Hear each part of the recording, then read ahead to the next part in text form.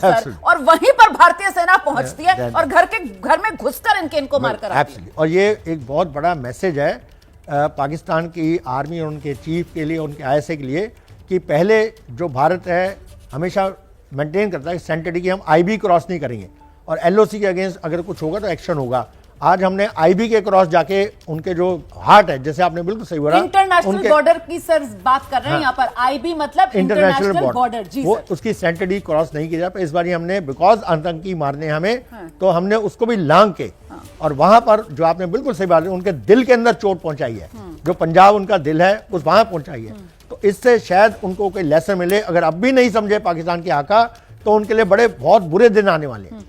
Sir जो बात आप कह रहे हैं ना कि साहब उनके बिल्कुल दिल पर जाकर वार हमने किया है, लेकिन जिम्मेदारीपूर्ण तरीके से। ये एक्शन सिर्फ प्रीएम्प्टिव एक्शन है। ये भारत की तरफ से साफ किया गया है कि ये रिस्पॉन्सिव एक्शन है, ये प्रीएम्प्टिव एक्शन है और ये नॉन एस्केलेटरी एक्शन है। ये भी साथ के साथ भारत की तरफ से साफ किया गया है। इसका रीजन देखिए क्या है। अब जब हम भी किसी अटैक करते हैं तो उसके 3 तरह के आयाम होते हैं कि आप एक जैसे स्पेसिफिक टारगेट, जैसे हमने किए हैं टेरर ऑर्गेनाइजेशन टारगेट्स को किया है, वो बिल्कुल आइसोलेटेड करके उनको किया है। दूसरे होते हैं कि अगर आप कोलैटरल डैमेज मिलिट्री टारगेट पे करते हैं तो वो एस्केलेटरी हो जाता है। बड़ी खबर आ गई है, प्रधानमंत्री नरेंद्र मोदी का जो विदेश दौरा था वो स्थगित कर दिया गया है। इस वक्त की बड़ी खबर आ रही है, प्रधानमंत्री नरेंद्र मोदी का विदेश दौरा स्थगित किया गया है। क्रोएशिया, नॉर्वे, प्रधानमंत्री नरेंद्र मोदी को इन देशों के दौरे पर जाना था और अब ये दौरा प्रधानमंत्री नरेंद्र मोदी का स्थगित कर दिया गया है। तो क्रोएशिया, नॉर्वे, नीदरलैंड का दौरा था प्रधानमंत्री नरेंद्र मोदी का। पीएम का यह दौरा स्थगित कर दिया गया है। 13 से 17 मई तक प्रधानमंत्री नरेंद्र मोदी को विदेश के दौरे पर जाना था। हम सीधे आपको लेकर चलेंगे, हमारे साथ हमारे सहयोगी आशीष कुमार सिंह इस वक्त मौजूद हैं, जरा उन्हीं से जान लेते हैं। आशीष। बिल्कुल आप ठीक कह रही हैं। अभी ये खबर आई है कि 13 से 17 मई तक प्रधानमंत्री मोदी को जो क्रोएशिया, नॉर्वे और नीदरलैंड के दौरे पर जाना था उसको इन्होंने फिलहाल स्थगित कर दिया। इंपॉर्टेंट दौरा था, वी वर लुकिंग फॉरवर्ड, सभी लोग इसको लेकर के बहुत कीन थे कि प्रधानमंत्री का ये बहुत इंपॉर्टेंट दौरा होना था, लेकिन क्योंकि अब भारत ने इतना बड़ा रिटेलिएटरी एक्शन लिया है पाकिस्तान के खिलाफ और कहीं ऐसा ना हो कि पाकिस्तान की तरफ से अगर किसी भी तरह की कोशिश होती है इसका जवाब देने की, उस पर फिर प्रधानमंत्री का मुझे लगता है यहाँ होना बहुत जरूरी होगा कि उस पर सोच समझ करके किस तरह से conference 2025 space is not just a destination, it is a declaration of curiosity, courage and collective progress. India's space journey reflects this spirit. From launching a small rocket in 1963 to becoming the first nation to land near the south pole of moon, our journey has been remarkable. Our rockets carry more than payloads. They carry the dreams of 1.4 billion Indians. India's achievements are significant scientific milestones. Beyond that, they are proof that the human spirit can defy gravity. India made history by reaching Mars on its first attempt in 2014. Chandrayaan-1 helped discover water on the moon. Chandrayaan-2 gave us the highest resolution images of the moon. Chandrayaan-3 increased our understanding of the lunar south pole. We built cryogenic engines in a record time. We launched 100 satellites in a single mission. We have launched over 400 satellites for 34 nations on our launch vehicles. This year, we docked 2 satellites in space, a major step forward. Friends, India's space journey is not about racing others. It is about reaching higher together. Together, we share a common goal to explore space for the good of humanity. We launch a satellite for the South Asian nations. Now, the G20 satellite mission announced during our presidency will be a gift to the global South. We continue to march ahead with renewed confidence, pushing the boundaries of scientific exploration. Our first human space flight mission, Gaganyaan, highlights our nation's rising aspirations. In coming weeks, an Indian astronaut will travel to space as part of a joint ISRO-NASA mission to the International Space Stations. By 2035, the Bharatiya Antariksh Station will open new frontiers in research and global cooperation. By 2040, an Indian's footprints will be on the moon. Mars and Venus are also on our radar. Friends, for India, space is about exploration as well as about empowerment. It empowers governance, enhances livelihoods, and inspires generations. From fishermen alerts to Gati Shakti platform, from railway safety to weather forecasting, our satellites look out for the welfare of every Indian. We have opened our space sector to startups, entrepreneurs, and young minds. Today, India has over 250 space startups. They are contributing to cutting-edge advancements in satellite technology, propulsion systems, imaging, and much more. And you know, it is even more inspiring that many of our missions are being led by women scientists. Friends, India's space vision is grounded in the ancient wisdom of Vasudhaiv Kutumbakam. That is, the world is one family.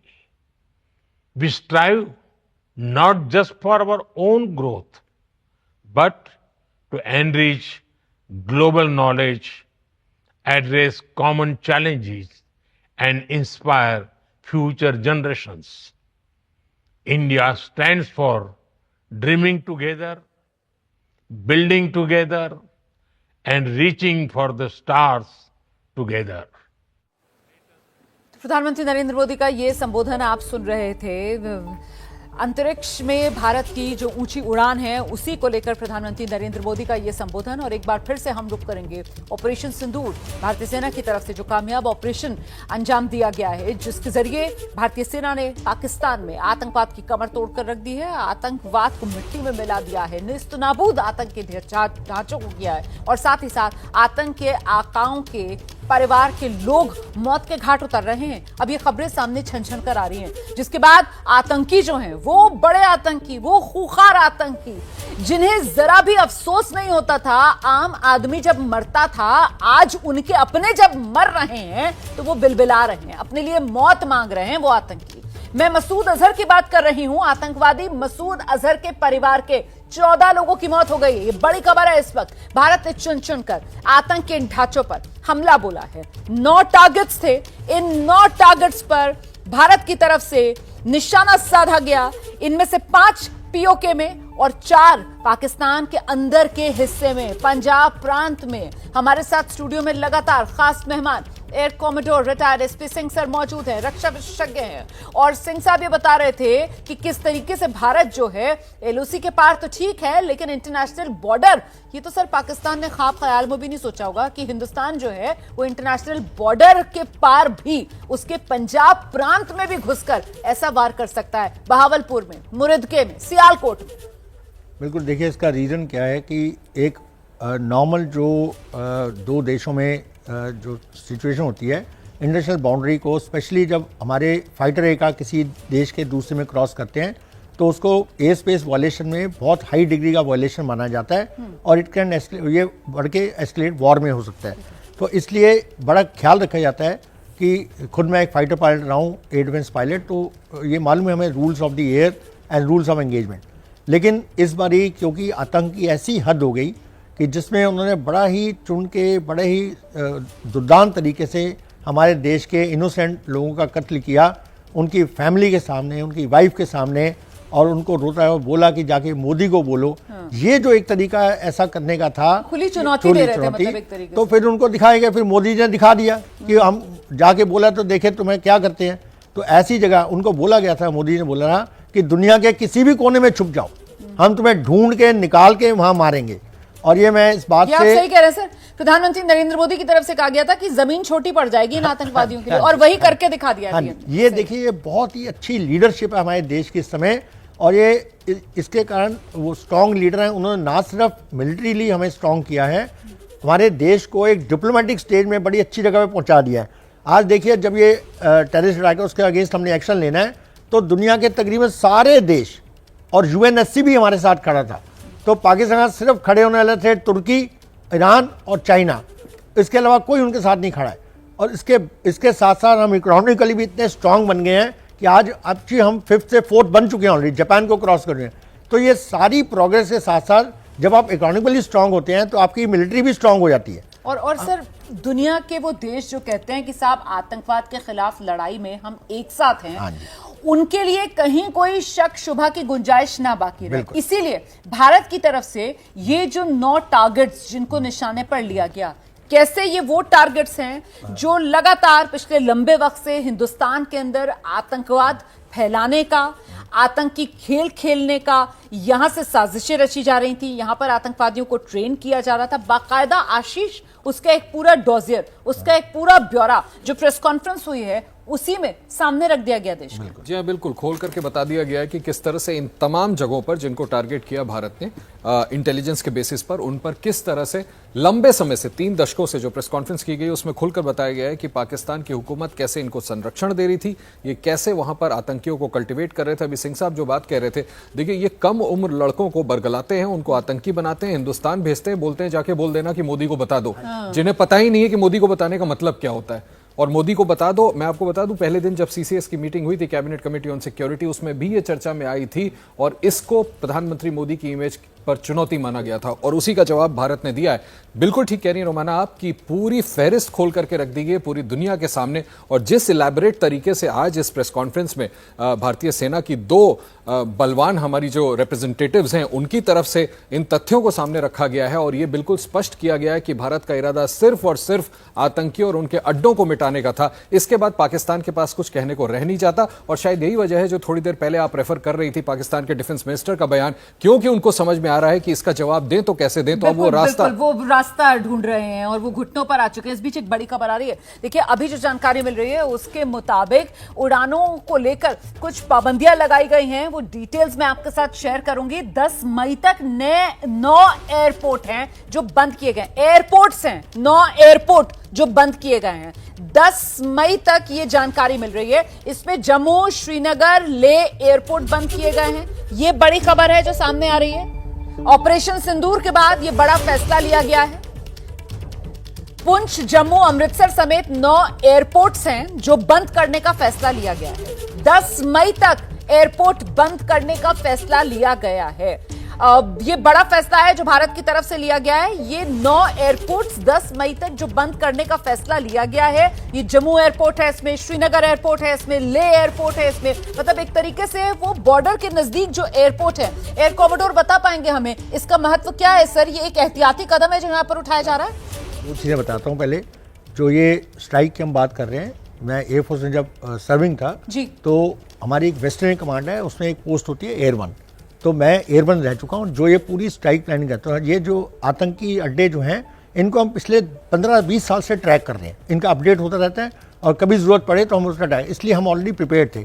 दूसरा जो airports बंद करने की बात करें, जब भी एक ये अब हमें शक है कि शायद रिटेलिएट एक्शन कोई हो, तो अपने एयरक्राफ्ट को, अपने लोगों को सेफ रखने के लिए, क्योंकि वो उड़ान भरेगा वहां से तो वो टारगेट रेंज में आ सकता है। स्लो मूविंग एयरक्राफ्ट होते हैं, इनको पर इजीली अटैक किया जा सकता है और मिसाइल्स का अटैक भी किया जा सकता है। तो इनको सेव करता है कि हमारे किसी और सिटीजन को कोई नुकसान ना पहुंचे। तो सर ये जो जानकारी मिल रही है, देखिए ये जो 9 एयरपोर्ट्स हैं, दर्शक जरा जान लें, ये 9 एयरपोर्ट्स मतलब वो जम्मू कश्मीर से लेकर पंजाब से होते हुए और ये भुज गुजरात तक, मतलब वो जो बिल्कुल बॉर्डर एरिया से लगते हुए आप कह सकते हैं जो 9 एयरपोर्ट्स हैं, वो जो रेंज में आ सकते हैं पाकिस्तान की तरफ से, वो 9 एयरपोर्ट्स जो हैं वो आने वाले 3 दिन के लिए मतलब 10 मई तक 9 एयरपोर्ट्स बंद किए गए। इन 9 एयरपोर्ट्स पर ना कोई फ्लाइट लैंड करेगी, ना ही कोई फ्लाइट उड़ान भरेगी। देखिए इसमें जो है एक चीज मैं ऐड कर दूं, इसमें सिर्फ इस समय मिलिट्री एयरक्राफ्ट ऑपरेट कर सकते हैं। लेकिन क्योंकि देखिए हमारा तो काम ही यही है, देश की रक्षा करना, उसकी जानना, लेकिन जो हमारे सिविल मूवमेंट है उसके लिए ये बंद किया गया है। तो कोई सिविल एयरक्राफ्ट नहीं जाएगा, लेकिन हमारे जो एयरफोर्स के एयरक्राफ्ट हैं, सर एयरपोर्ट बंद किया जाता है तो ऑटोमेटिकली इस तरीके के सिचुएशन में उसको जो सेना है वो टेक ओवर कर लेती है। बिल्कुल, सेना टेक ओवर कर लेती है। और दूसरा क्या होता है, मैं एक और चीज बताना चाहता हूं, अगर हमें मान लीजिए हमारी अपनी आर्मी को मूव करना है, तो हमारे जो हैवी एयरक्राफ्ट हैं उनकी प्रायोरिटी के लिए, उनको लैंडिंग के लिए, उनका असेंबली के लिए, तैयारी के लिए, हमारी प्रिपेयर्डनेस के लिए भी उनको एक तरीके से स्टैंड बाय पर रख दिया गया है। तो ये एयरपोर्ट अब फुल्ली अवेलेबल है मिलिट्री एविएशन के लिए, जिसमें हमारी आर्मी मूव कर सकती है, हमारी एयरफोर्स मूव कर सकती है और कोई भी हमारा लॉन्च हम उसको यूज करते हैं। इसलिए क्योंकि अगर कोई ऐसी टकराव होता है तो ताकि हमारे किसी सिटीजन को ना नुकसान पहुंचे, इसलिए सिविल एयरक्राफ्ट बन सिविलियन को नुकसान ना पहुंचे। और सर साथ ही साथ एक तरीके से ये डेटरेंट वाला स्टेप भी है कि पाकिस्तान में मैसेजिंग भी हो जाए कि साहब ये तैयारी है हमारी, मतलब 1 नहीं 2 नहीं 3 नहीं 9 एयरपोर्ट्स हैं हमारे जो हमने फिलहाल अपने बंद कर दिए हैं अपनी सिविलियन फ्लाइट्स के लिए। हम मुस्तैद हैं और हम गुजरात से लेकर कश्मीर तक हमारी पूरी मुस्तैदी है। कहीं से भी अगर कोई गुस्ताखी होती है तो लो हम तैयार, हमारी प्रिपेयर्डनेस पूरी।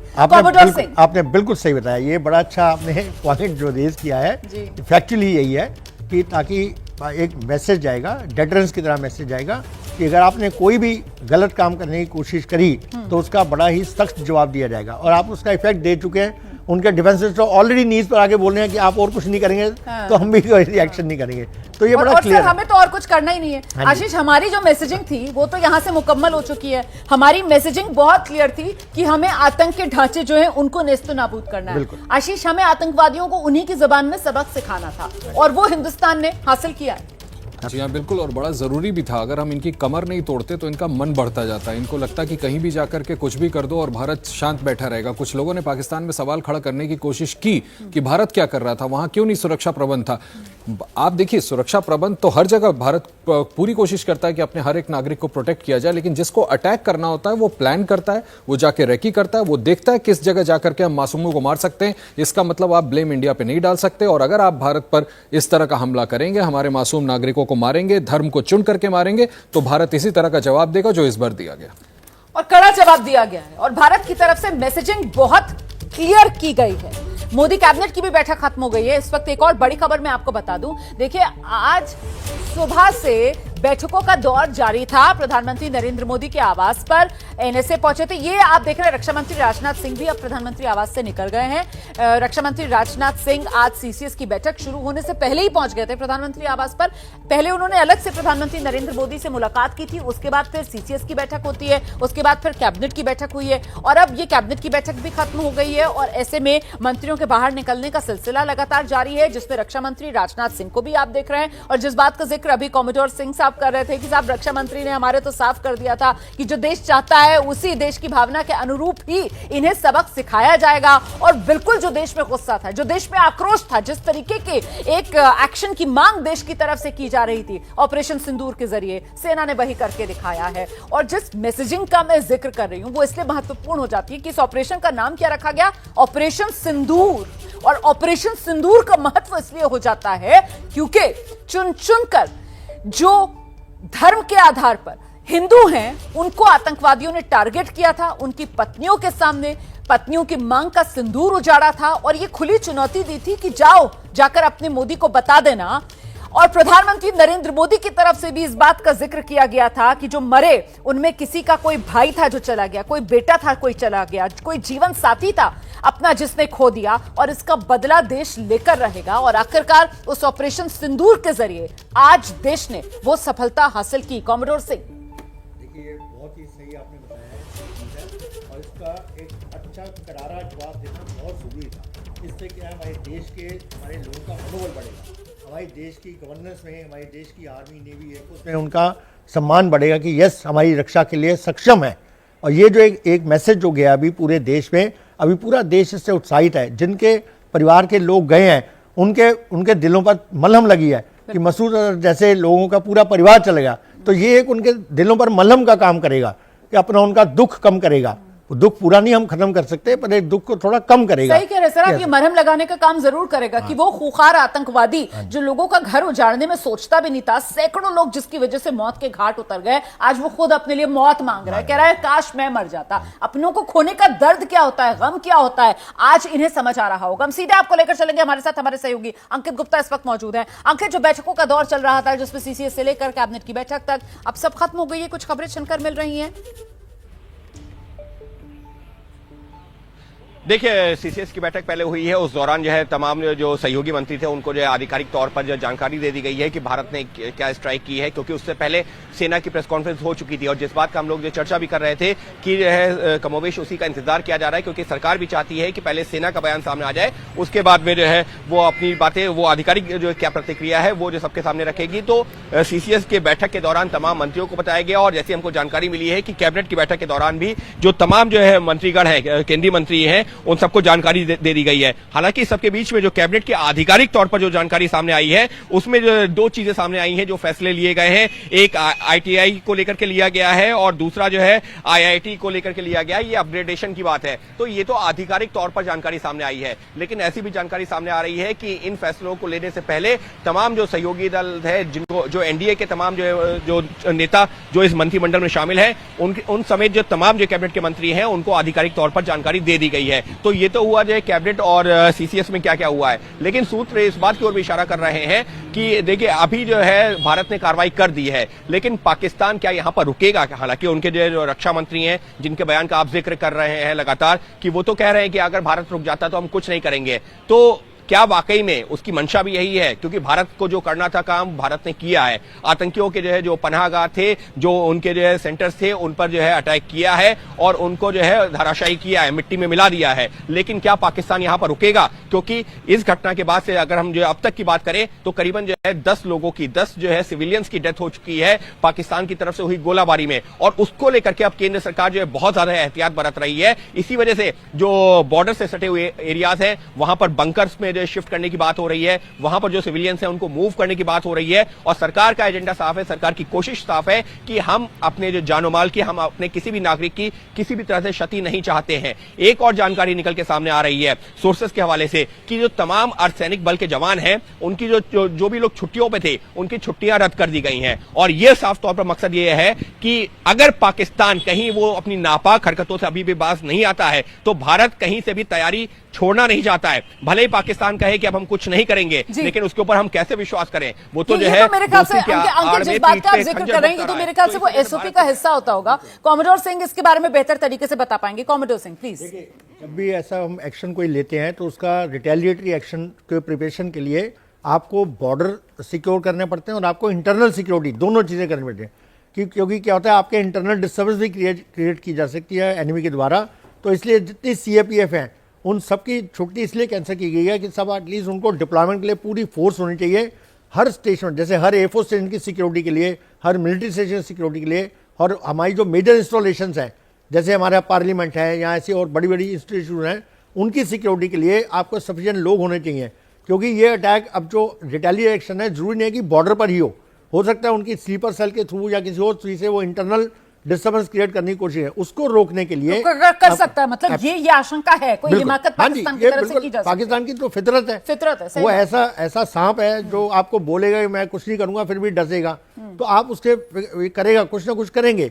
और हमेशा देखिए, हमेशा से करता है, हम जब भी उनके साथ बातचीत करने की कोशिश करें पीछे खंजर घोप देता है। कारगिल आपने कारगिल वॉर देख लिया है, तो ये उसकी फितरत है, वो चुप नहीं बैठेंगे, चाहे भी इंटरनेशनल प्रेशर उनके ऊपर है तो शायद मिलिट्री एक्शन रिटेलिएट ना करें, लेकिन वो इंटरनल कुछ ना कुछ करेंगे, अंदर सुलग रहे होंगे। उनकी मिलिट्री जो है, उनकी बहुत ज्यादा इज्जत अपने देश में खत्म हो गई है, और उनकी मिलिट्री का हमेशा से ये रहा है कि हम अपने देश में एक पावर की तरह रहें, और उनकी पावर यही है जब तक वो इंडिया के अगेंस्ट अपने आप को स्ट्रांग दिखाते हैं।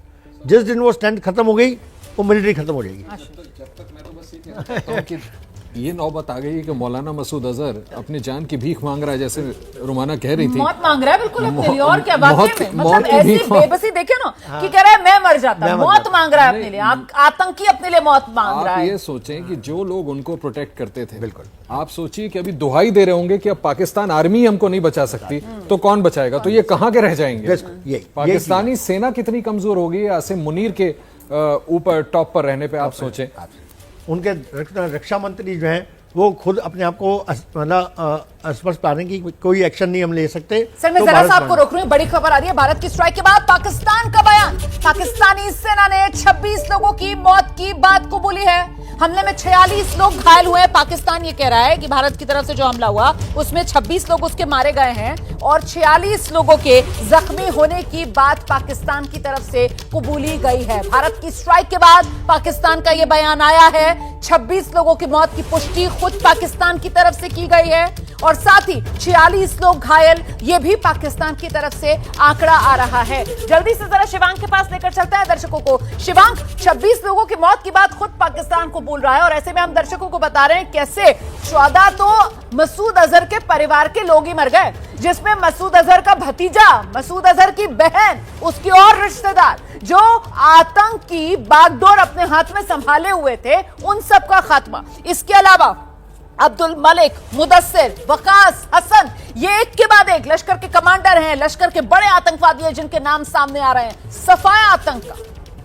जी बिल्कुल रुमाना जी, देखिए पाकिस्तान की पुरानी आदत है कि पाकिस्तान कभी भी ये नहीं मानता कि उसके कितने आतंकी मरे हैं, चाहे कारगिल में देख लें, कहीं पर भी देख लें, पाकिस्तान कभी भी एक्यूरेट नंबर नहीं देता है। लेकिन देखिए जिस तरह से 26 नंबर पाकिस्तानी सेना ने दिया है, मसूद अजहर के अकेले परिवार के 14 लोग मरे हैं, उसके अलावा जितने अब तक आतंकी मरे हैं, जितने भी आतंकियों की अब तक लिस्ट आई है, वही 30 के पार जा चुकी है। तो देखिए जो अब तक का जो आंकड़ा लगभग समझ में आ रहा है आतंकियों का और उसके अलावा मसूद अजहर के परिवार वालों का और उसके अलावा अन्य जगह का, वो अब तक मतलब तकरीबन 50 के आसपास लोगों की शिनाख्त हो चुकी है।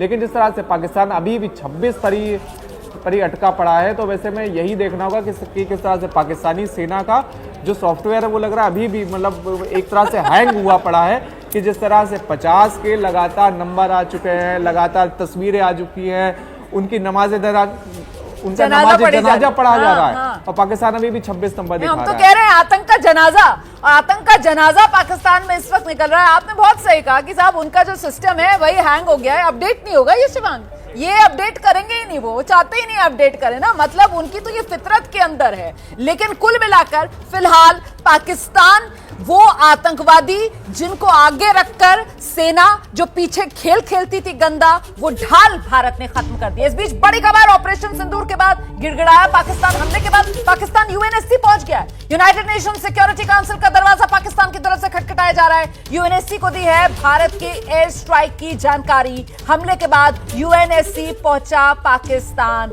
वो पाकिस्तान जो अब तक आतंकवादियों को पालता पोसता रहा। वो पाकिस्तान जो अब तक चीन के जोर पर यूएन में आतंकवादियों को बचाता रहा, आतंकवादियों की ढाल बनता रहा, अब आज भारत की तरफ से जब आतंकवादियों पर एक्शन लिया गया है तो वही पाकिस्तान यूएनएससी पहुंच रहा है, दरवाजा खटखटा रहा है। भारत की तरफ से जो स्ट्राइक कर दी गई है उसका रोना रोने गया है। इसका कोई असर होगा सर? नहीं, कुछ होगा। देखिए, आप थोड़े दिन पहले, 2 दिन पहले ही यूएनएससी में गए थे। वहाँ पर इन्होंने बोला था कि हमें डर है कि भारत अटैक करेगा, तो यूएनएससी ने बिल्कुल साफ बोल दिया हाँ कि ये भारत के आपने जो अंदर अटैक हुआ है, टेरर अटैक, जो इनोसेंट सिविलियंस मारे गए हैं और बिल्कुल जिस तरह आपने धर्म पूछ के चुन चुन के मारे हैं, बड़ा ही दुर्दांत विषय है, बड़ा ही खतरनाक चीज जो हुई है। तो उसके लिए भारत जो भी करना चाहेगा वो एक्शन है। या तो आप उनके खिलाफ बताइए, आप जो आतंकी हैं उनको पकड़ के भारत को दे दीजिए। जब वो पाकिस्तान ये नहीं करना चाहता तो फिर हम जो करना चाहेंगे करेंगे, उसको जस्टिफाई करने की जरूरत नहीं है हमें। और सर मुझे लगता है कि ये पाकिस्तान जो यूएनएससी जा रहा है, मतलब पाकिस्तान जहां से सोचना जहां सोचना खत्म करता है, हिंदुस्तान वहीं से सोचना शुरू करता है। क्योंकि हमारी आज जो प्रेस ब्रीफिंग हुई है, आशीष को भी लेकर आते हैं जरा हम इस चर्चा में। हमारी प्रेस ब्रीफिंग में विक्रम मिस्री साहब जब सामने आए, फॉरेन सेक्रेटरी, तो उनकी तरफ से ये साफ बताया गया कि साहब 15 दिन का वक्त दिया था, 15 दिन में पाकिस्तान ने आतंक के खिलाफ कोई काम नहीं किया। ऊपर से पाकिस्तान जो है वो डिनाइल में लगातार रहा, वो कहा हमारे यहाँ तो कुछ हो ही नहीं रहा है। ऐसे में ये भारत का अधिकार है, आतंक के खिलाफ हम अपनी रक्षा करेंगे और हमने जिम्मेदारी पूर्ण, हमने अनुपातिक, हमने रिस्पॉन्सिव, हमने प्रिएम्प्टिव और हमने नॉन एस्केलेटरी मेजर्स अपनाए हैं। संप्रभु देश हैं हम, अधिकार है हमें अपनी रक्षा करने का और हमने वही किया है। यूएनएससी का जाकर कितना भी दरवाजा खटखटा ले आशीष, होना तो कुछ है नहीं पाकिस्तान का। देखिए, एक चाइना को छोड़ के कोई इनके समर्थन में आने वाला है नहीं, और कितना हास्यास्पद है। मैं एक इंपॉर्टेंट लाइन पढ़ के बताता हूँ। They have informed the UN Security Council about the blatant aggression by India and the threat it posed to international peace and security. सुनिए, आतंकियों को मारना peace and security. Peace and security, सही बात है। मतलब ये have they lost it? What are they doing? ये क्या UNSC में जाकर अपना मजाक उड़वा रहे हैं और ये अपना मजाक उड़वा रहे हैं। और चाइना भी, चाइना कह रहा है कि अनवारंटेड एक्शन लिया इंडिया ने, action against terrorist outfits is unwarranted. सही बात है। मतलब ये दोनों देश अपने आप को टेररिज्म में कम से कम एक्सपोज करके लेकिन मुझे लगता है चीन का, कॉमोडोर सिंह आप ही को लेकर आ रही हूं मैं चर्चा में, चीन का जो रिएक्शन था वो बड़ा ही, वैसे आप उसको कह सकते हैं बड़ा ढुलमुल था। मतलब क्योंकि चीन ने ये बोला, हाँ भारत ने जो कदम उठाया बड़ा अफसोसनाक है जी, लेकिन हम आतंकवाद के खिलाफ लड़ाई में हम सबके साथ हैं, आतंकवाद के हम विरोधी हैं। क्या होता है, चाइना का अपना बहुत ज्यादा स्ट्रेटेजिक इंटरेस्ट है। वो उसका जो सीपीसी कॉरिडोर है बिल्कुल इस समय खटाई में है। अगर वो नहीं पूरा हुआ तो उनकी ऑयल की सप्लाई फिर से सी रूट से होगी, जहां पर इंडिया डोमिनेट करता है। इंडो पैसिफिक को हम डोमिनेट करते हैं, इंडियन ओशन। तो चाइना जो अल्टरनेट रूट बना रहा है उसके थ्रू, और दूसरी जो उनकी रिक्वायरमेंट है, जो खैबर पख्तूनख्वा इलाके में और बलोच इलाके में जो भंडार है रेयर अर्थ एलिमेंट्स का, उसके ऊपर कब्जा करना चाहता है। तो ये दोनों चीज़ें, चाइना का ड्रीम खत्म हो जाएगा। तो इसके लिए वो चाहते हुए ना चाहते हुए पाकिस्तान के साथ खड़ा होने दिखता है, लेकिन एक एज अ मैच्योर नेशन उसको पता है कि मैं गलत साइड खड़ा हूं। तो इसलिए डुलमुल जो आप कह रहे हैं कि इधर भी नहीं है उधर भी नहीं है, तो ये चाइना का रवैया जो है, इवन यूएनसी जब अभी पाकिस्तान गया था तो चाइना ने तब भी उसका साथ नहीं दिया, वो साइलेंट रहा।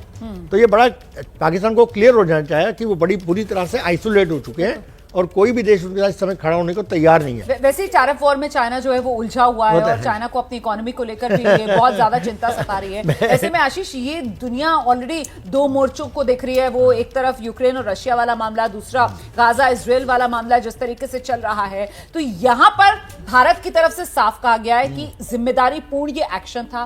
भारत एस्केलेशन चाहता नहीं है। अमेरिका की तरफ से पहले कह दिया गया था कि भारत को पूरा अधिकार है आतंक का जवाब देने का, और साथ ही अमेरिका ने कहा था कि हम नहीं चाहते कि इस क्षेत्र में किसी तरीके का कोई एस्केलेशन बढ़े।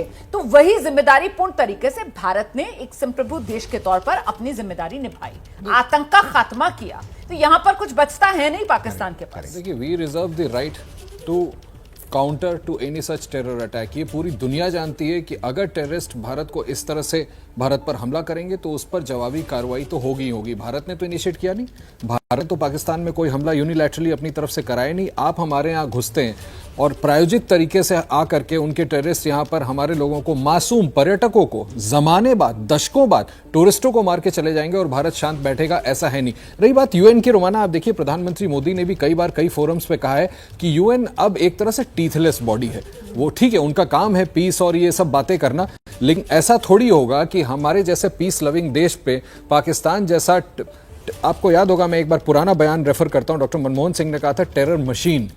जैसे प्राइम मिनिस्टर नरेंद्र मोदी पाकिस्तान को बार बार कटघरे में खड़ा करते हैं, ये बिल्कुल सही है। पाकिस्तान अगर टेरर एक्सपोर्ट करता रहेगा, इंडिया को टारगेट करेगा, तो भारत उसका जवाब देगा। हम देख रहे हैं कि जब से मोदी सरकार आई है उसने अपना एम बिल्कुल स्पष्ट रखा है, आउटलुक बिल्कुल स्पष्ट रखा है। अगर आप हम पर हमला करेंगे तो उसका जवाब उससे 10 गुना ज्यादा दिया जाएगा।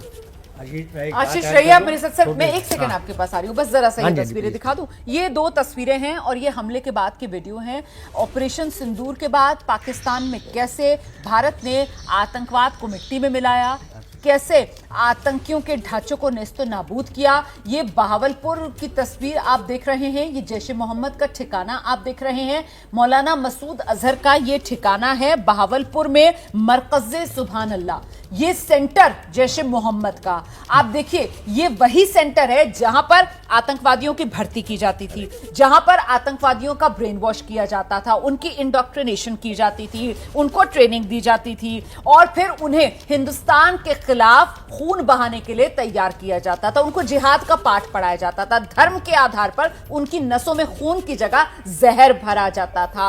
और देखिए, उसी आतंक के ढांचे को कैसे यहां नेस्तो नाबूद किया गया है। मिट्टी में सब कुछ मिल चुका है, खंडर बन गया। ये मरकज़े सुभान अल्लाह, तस्वीरें आपके सामने हैं। बड़ा सा मरकज, ये बड़ा सा सेंटर यहां पर, जहां ये जो आप देख रहे हैं कैसे ये हिजबुल मुजाहिदीन, उसी का ये पूरा का पूरा मरकज। देखिए, ऊपर इसकी पूरी की पूरी जो गुंबद था वो छत उड़ चुकी है। वो गुंबद जो ऊपर की तरफ था वो उड़ चुका है। मतलब आतंकियों के सर से जो छत थी वो छीन ली गई है। आतंकियों की जो जमीन है वो नेस्तो नाबूद कर दी गई है। आतंक को मिट्टी में मिला दिया गया है। यही तो कहा था प्रधानमंत्री नरेंद्र मोदी ने कि हम आतंक को मिट्टी में मिला देंगे, और वही भारतीय सेना ने ऑपरेशन सिंदूर के जरिए करके दिखा दिया है। ये देख रहे हैं आप, ये जैश ए मोहम्मद का ठिकाना है बहावलपुर में और किस तरीके से ये नेस्तो नाबूद हो चुका है। ये मसूद अजहर का ठिकाना था बहावलपुर में, जो पूरी तरीके से मिट्टी में मिल चुका है। सब कुछ खाक, जो दरवाजे थे, जो खिड़कियां थी, जो शीशे थे, उनके पर कच्चे उड़ गए। दरवाजे खिड़कियों के शीशों की बात तो दूर है, यहां जो सीमेंट की मोटी मोटी दीवारें थी वो कैसे मलबे में तब्दील हो गई हैं। तस्वीरें बता रही हैं कि किस तरीके का हमला यहां पर भारतीय सेना की तरफ से बोला गया होगा। ये तस्वीर देखकर सर अंदाजा लगा पा रहे हैं आप, यहां पर अटैक किस तरीके का हुआ होगा, यहां पर क्या आकर गिरा होगा सर? देखिए, मैं खुद फाइटर पायलट हूं, मुझे पता है क्या हुआ है। क्या हुआ है? देखिए, क्या है, हमारे जो रफाल के पास है अभी एक स्कैल्प मिसाइल जो है वो फ्रांस से ली हमने। इसकी मारक क्षमता 560 किलोमीटर दूर तक है। तो मतलब हमने यहाँ पर ये स्कैल्प मिसाइल मारी है। स्कैल्प मिसाइल क्या कहते हैं, जब आने के बाद टेरेन को फॉलो करके और जो टारगेट होता है उससे थोड़ी 40 किलोमीटर पहले ऊपर को जाके वर्टिकली नीचे आती है। उसका जो वॉरहेड है उसके अंदर 450 kg का वॉरहेड है। तो वो पूरे राइट, वो आपके क्रूज मिसाइल के साथ। अच्छा। उसका जब वर्टिकली आती है, जैसे आप इसको बनाएंगे वर्टिकली, तो उसका पूरा उसका जो हेड है, वॉरहेड है, वो ब्लास्ट होता है। तो पूरे कंक्रीट को एकदम नीचे खत्म कर देता है और उसका जो प्रेशर वेव जनरेट होती है उससे सारी दीवारें हिलकर टूट के गिर जाती है। तो ये बहुत ही जबरदस्त वेपन है। इसलिए मतलब देखिए, आप इस तस्वीर को देखकर ये बता पा रहे हैं कि ये वो राफेल में लगी स्कैल्प मिसाइल है जिसने यहाँ पर ये नेस्तो नाबूद किया। बिल्कुल, इसी तरह की हमने स्पाइस 2000 यूज की थी बालाकोट में। अच्छा। उसका भी यही है, सेम जो इजराइल की मिसाइल है। तो वहां भी ऐसा ही हाल हुआ था, यहाँ भी ऐसा ही हाल हुआ है। अंदर कुछ नहीं बचेगा। ये बहावलपुर की तस्वीरें हैं और जरा सा जल्दी से रुक करती हूँ। हमारे सहयोगी शिवांग भी इस वक्त हमारे साथ मौजूद है। शिवांग, कॉमोडोर सिंह हमारे साथ यहाँ स्टूडियो में मौजूद है और वो कह रहे हैं कि साहब ये बहावलपुर में जिस तरीके से जैश ए मोहम्मद का ये मरकज सुभान अल्लाह ये नेस्तो नाबूद हुआ है, दरअसल ये राफेल में जो स्कैल्प मिसाइल होती है बहुत हद तक लग रहा है कि उसी का यहाँ पर इस्तेमाल किया गया है, क्योंकि इस तरीके की तबाही उसी स्कैल्प मिसाइल से होती है जो बिल्कुल टारगेट से कुछ किलोमीटर दूर पर आकर एकदम सर कह रहे हैं कि वर्टिकल हो जाती है और फिर आकर सीधे वार करती है। और वैसा ही यहाँ पर कुछ वो हमले के निशान पीछे नजर आ रहे हैं। शिवांग जी बिल्कुल रोमाना जी, देखिए जिस तरह से निशान दिख रहे हैं उससे यही यहाँ पर पता लग रहा है कि हो सकता है स्कैल्प मिसाइल का ही प्रयोग करा, क्योंकि देखिए पाकिस्तान का जो पहला स्टेटमेंट आता है, पाकिस्तान क्या कहता है कि भारत का कोई भी विमान उनकी सीमा में ही नहीं गया। भारत ने जो अटैक करा, पहला स्टेटमेंट पाकिस्तान का है, वो ये कहते हैं कि भारत ने अपने एयर स्पेस से ही उनके ऊपर अटैक करा और उनके जितने भी ये लश्कर के, जैश के जितने भी इनके कमांड सेंटर थे, ये सारे निस्तनाबूद कर दिए, उड़ा दिए। तो देखिए, यही पता लग रहा है कि जिस तरह से भारत ने अटैक करा है तो बहुत ही कोऑर्डिनेटेड अटैक है और लेटेस्ट टेक्नोलॉजी से भारत ने अटैक करा। क्योंकि जिस तरह से आज देखिए, मतलब क्या जानकारी मिली कि 25 मिनट में सारे अटैक हो गए। उसके बाद जी मात्र 25 मिनट लगे कि जिस तरह से, जब आप देखिए ना कि आप 1:05 रात में वक्त 1:05 था जब ये ऑपरेशन सिंदूर शुरू होता है और 1:30 मतलब सिर्फ 25 मिनट की विंडो थी जिसका इस्तेमाल सेना की तरफ से किया गया। और उस 25 मिनट की विंडो में हमारी सेना ने पाकिस्तान में आतंक के 9 टारगेट्स, जिनको पहले ही चिन्हित करके रखा गया था विश्वसनीय खुफिया जानकारी के आधार पर, वहां पर ये धावा बोला और ये अत्याधुनिक हथियारों के साथ धावा बोला गया। और इसके लिए कॉमोडोर सिंह, हमें पाकिस्तान की जो हवाई सीमा है उसमें जाने की जरूरत नहीं पड़ी, क्योंकि हमारे पास जो हथियार, उनकी मारक क्षमता ऐसी है कि कई 100 किलोमीटर दूर तक जाकर वो दुश्मन के घर में घुसकर वार कर सकते हैं। कॉमोडोर सिंह, बताया, प्रधान ने बताया कि ये जो टारगेट है ये सिर्फ एलओसी से या बॉर्डर से करीब 100 से 150 किलोमीटर है। ये बहावलपुर से 100 किलोमीटर और सबसे ज्यादा फासले पर यही है, इसी डिस्टेंस में है। बाकी तो सब तो और कम हम अपने ही एयर स्पेस से बिना अपनी बाउंड्री क्रॉस करे हम अपने वेपन को लॉन्च, अपना रफाल जो है वेपन लॉन्च कर सकता है स्कैल्प को। उसके वास्ते स्कैल्प अपना जाके टारगेट, बिल्कुल एब्सोल्यूटली प्रिसाइज टारगेट, 3 मीटर की एक्यूरेसी है, विद इन 3 मीटर। तो ये जितने ये कॉन्क्रीट है इन सबको बर्स्ट करके कर देगा। और उसका फ्लाइंग टाइम देखिए इतना कम क्यों है, क्योंकि जब एक बार लॉन्च करते हैं स्कैल्प को तो उसकी मैक्सिमम स्पीड 2200 किलोमीटर प्रति घंटा है। सर, उनकी रडार वगैरह जो है वो पूरी फेल हो गई। कुछ नहीं, कोई रडार कोई नहीं पकड़ सकता है। ये सब क्रूज मिसाइल्स हैं, कोई भी रडार इनको पकड़ नहीं सकता। तो इसलिए उनको पता भी नहीं चला होगा कि मिसाइल आ रही है। एयरक्राफ्ट को यस, अगर स्टेल्थ एयरक्राफ्ट नहीं है तो उसको पकड़ सकते हैं, लेकिन नॉर्मल एयरक्राफ्ट को यस पकड़ लेंगे। पर ये मिसाइल्स को पकड़ने का कोई सिस्टम नहीं है उनके पास। और ये मिसाइल अपना काम करके जब बर्स्ट होगी तभी उनको पता है कोई मिसाइल आई है। तो ये जो है सिस्टम, इसके कारण जो आप 25 मिनट में कह रहे हैं, इसलिए सारा कुछ 25 मिनट के अंदर खत्म हो गया कि इनकी मिसाइल की स्पीड ऐसी है और जिस डिस्टेंस से हमने लॉन्च किया उसको कवर करने में करीब 100-150 किलोमीटर, उसको करीब 15 मिनट मैक्सिमम लगेंगे। सर, तो क्योंकि आपका पूरा अनुभव रहा है, आपको क्या लगता है सर, ये जो टारगेट्स हैं, ये 9 टारगेट्स थे जिनको चुन चुन कर हमने खत्म किया है यहाँ पर, तो कितने इसमें लड़ाकू विमानों की जरूरत पड़ी होगी? क्या किस तरीके से, क्या एक एक विमान को एक एक टारगेट की जिम्मेदारी दी गई होगी? कैसे किया गया होगा? आपने बड़ा अच्छा क्वेश्चन पूछा है। ये बड़ा, देखिए, पहले तो इन टारगेट्स के बारे में काफ़ी समय से हमारे पास फोल्डर है, जैसे बताया हम इनका इंटेलिजेंस अपडेट करते हैं। तो हर टारगेट के लिए एक टारगेट वेपन मैचिंग होता है और टारगेट फोर्स मैचिंग। तो जिस टारगेट को डिस्ट्रॉय करने के, मान लीजिए एक स्कैल्प से काम हो सकता है, तो हम उसके लिए एटलीस्ट मिनिमम 2 भेजेंगे, क्योंकि हमें 100% एश्योरेंस चाहिए। तो नॉर्मल किसी भी वेपन की एक्यूरेसी 80% होती है, 0.8। तो उसको 100% करने के कम से कम 2 वेपन, और एक स्कैल्प एक रफाल कैरी करता है, तो कम से कम आपको 2 रफाल चाहिए एक टारगेट के लिए। तो कम से कम 18 रफाल यूज किए गए होंगे। और उसके लिए साथ में उनके साथ एक सपोर्ट एलिमेंट जाते हैं, एयर डिफेंस एलिमेंट, क्योंकि ये अपना स्ट्राइक का काम है। तो सिंस हमने बॉर्डर नहीं क्रॉस किया तो हमारे एयर डिफेंस फाइटर को भी क्रॉस करना। और अपनी साइड में हमने मिराजेस, मिग-29 और सू-30 एयर डिफेंस फाइटर हवा में रखे थे, जो लॉन्ग मिराज, ताकि हमारे एयरक्राफ्ट को कोई नुकसान ना हो। तो हर टारगेट के लिए कम से कम 2 रफाल यूज किए गए हैं। तो किसी टारगेट में आपको 2 स्कैल्प चाहिए, किसी टारगेट में 1 स्कैल्प चाहिए। तो उसी हिसाब से कैलकुलेट करके कम से कम 18 रफाल यूज किए गए होंगे। तो ये रफेल ही थे जिन्होंने उड़ान भरी होगी, ये सारे रफेल और वो स्कैल्प मिसाइल की से ही ये सारे के सारे टारगेट जो हैं उनको चुनकर नेस्तो नाबूद किया गया होगा। हमारे पास जो है 1500 स्कैल्प मिसाइल समय फ्रांस से आई हुई है। तो हमने टोटल करीब 10 या 12 इस समय यूज किए होंगे इन टारगेट्स को डिस्ट्रॉय करने के लिए। तो हमारे पास सफिशिएंट स्कैल्प हैं। तो ये टारगेट के हिसाब से कितनी डिस्ट्रक्शन चाहिए, कितने उसके वेपन चाहिए, उसके हिसाब से नॉर्मली 2 के करीब आपको वेपन चाहिए एक टारगेट के लिए। ठीक, तो शिवांग का रुख कर लेते हैं। शिवांग, जिस तरीके से कॉमोडोर सिंह जानकारी यहां पर दे रहे हैं, मतलब पाकिस्तान को हवा भी नहीं लगी होगी, रात का वक्त था और पाकिस्तान जो है वो शायद ये सोचकर सो रहा होगा कि साहब आज के दिन तो हिंदुस्तान में मॉक ड्रिल होनी है ना, तो उनको लग रहा होगा इन्हें तो अभी ये तो मॉक ड्रिल करेंगे, इन्होंने तो अभी वो पानी बंद किया है, ये तो अभी वो डिप्लोमेटिक वीजा वगैरह जो है हमारे यहाँ के लोगों का वो बंद कर रहे हैं, चलो अभी देखते हैं, अभी हम इनको देते रहते हैं गीदड़ भपकियां अपनी कि जी कुछ कर दोगे तो हमारे पास वो पाव भर वाले परमाणु बम रखे हुए हैं, अभी तो चलो बातों में उलझा कर रखते हैं। मतलब उनको हवा भी नहीं लगी और हमने काम तमाम कर दिया। शिवांग, जी बिल्कुल रोमाना जी, देखिए एक तो देखिए पूरी तरह से सरप्राइज अटैक था, और दूसरा देखिए जो चीज़ हम लोग लगातार पिछले एक हफ्ते से बोल रहे हैं कि जो पहलगाम में अटैक हुआ था वो हमास की तरह अटैक था।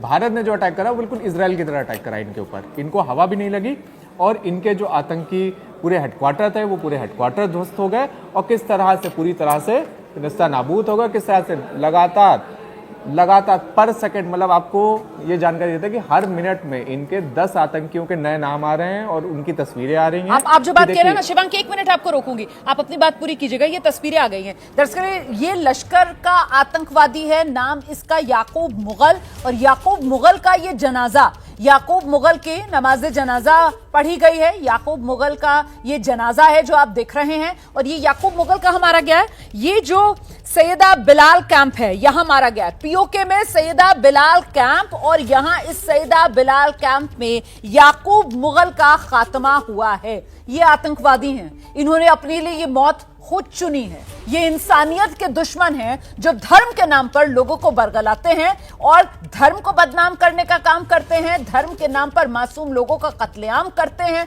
खुद भी करते हैं, लोगों को भी कत्लेआम करने के लिए भड़काते हैं। उनका अंजाम यही होना था और भारतीय सेना ने उन्हें उनके अंजाम तक पहुंचाया है। याकूब मुगल जो मारा गया है सैयदा बिलाल कैंप में, पीओके में सैयदा बिलाल कैंप। कॉमोडोर सिंह को जोड़ना चाह रहे हैं। जी सर। मैं जो आपने एक बड़ी अच्छी बात कही थी कि इनको जो है मुगालते में रखा गया कि हम शायद मॉक ड्रिल कर रहे हैं और वो है, मैं उसके बाद थोड़ा सा खुलासा और करना चाहता हूँ। जी सर। देखिए, ये कोई भी ऐसा स्ट्राइक करने से पहले एक बहुत बड़ा डिसेप्शन क्रिएट किया जाता है, डाइवर्जन।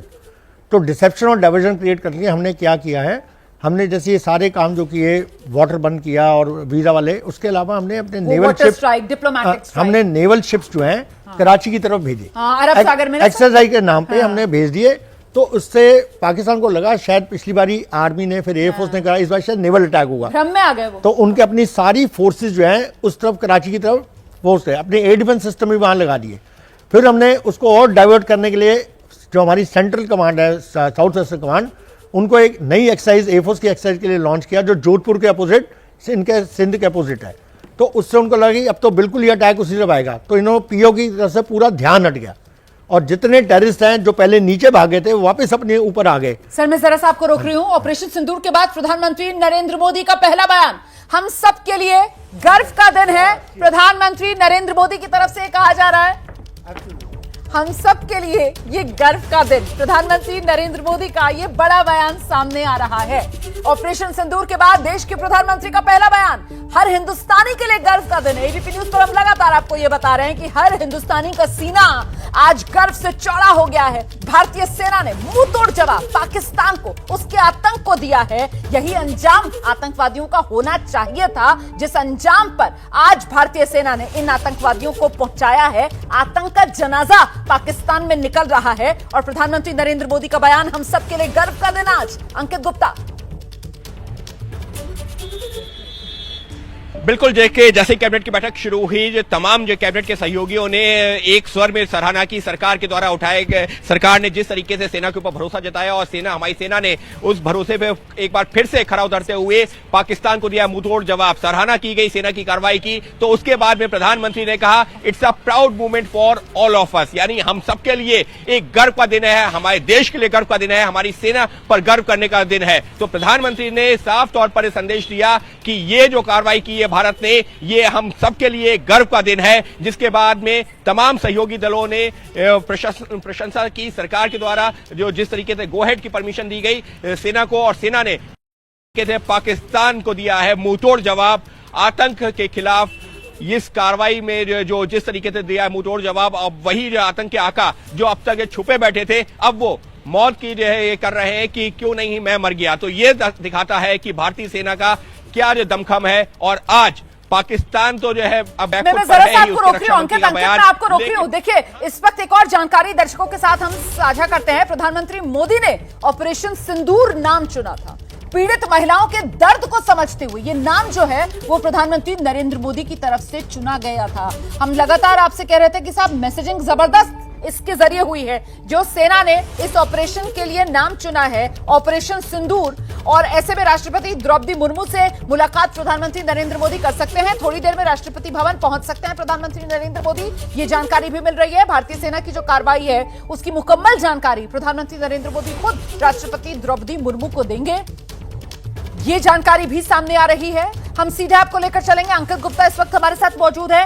अंकित, राष्ट्रपति को खुद सेना की तरफ से ऑपरेशन सिंदूर को जिस तरीके से अंजाम दिया गया उसकी सारी जानकारी मुहैया कराई जाएगी। खुद प्रधानमंत्री नरेंद्र मोदी राष्ट्रपति भवन जाएंगे क्या?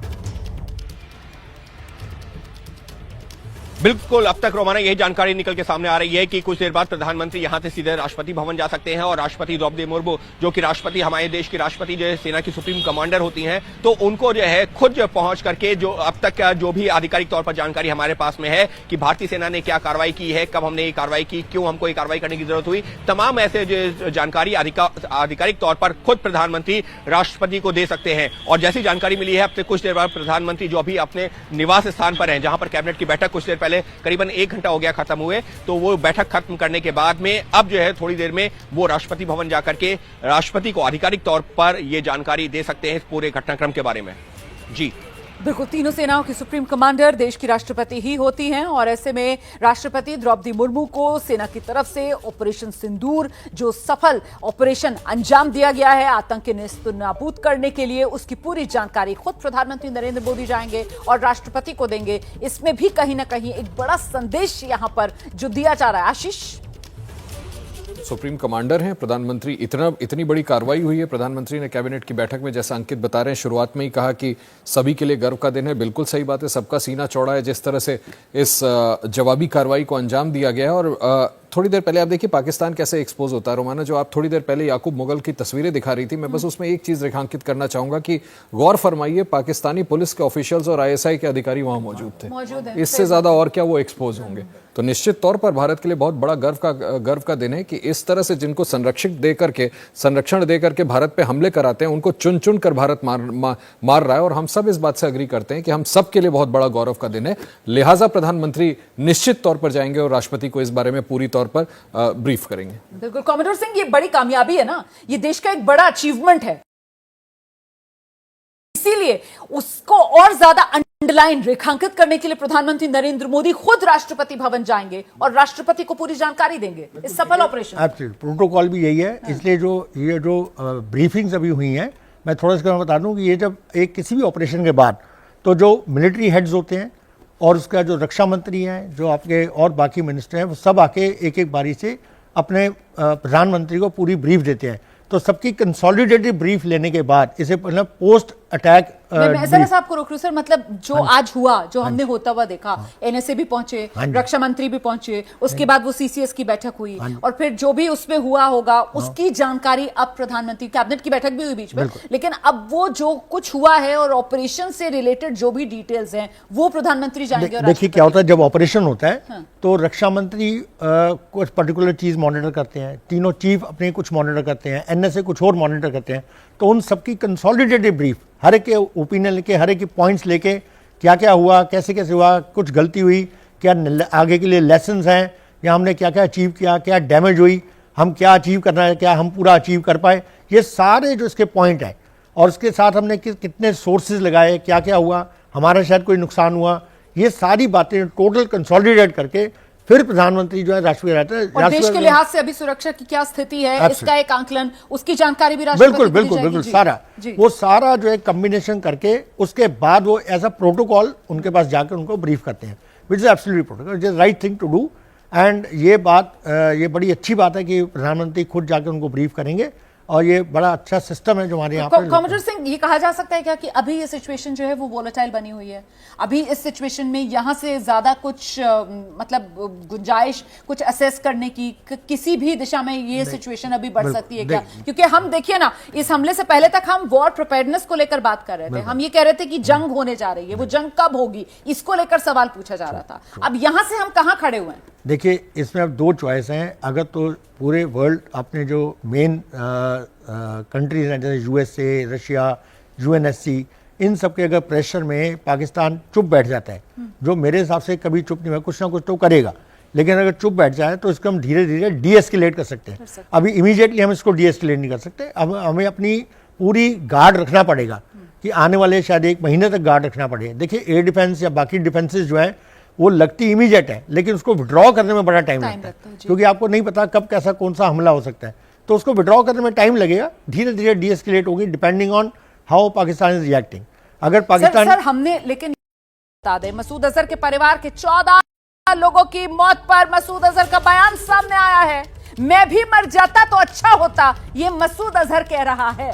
मैं भी मर जाता तो अच्छा होता, जिस बात का जिक्र हम पहले भी कर रहे थे कि आतंकवादियों को इस बार उन्हीं की जबान में भारत ने जवाब दिया है।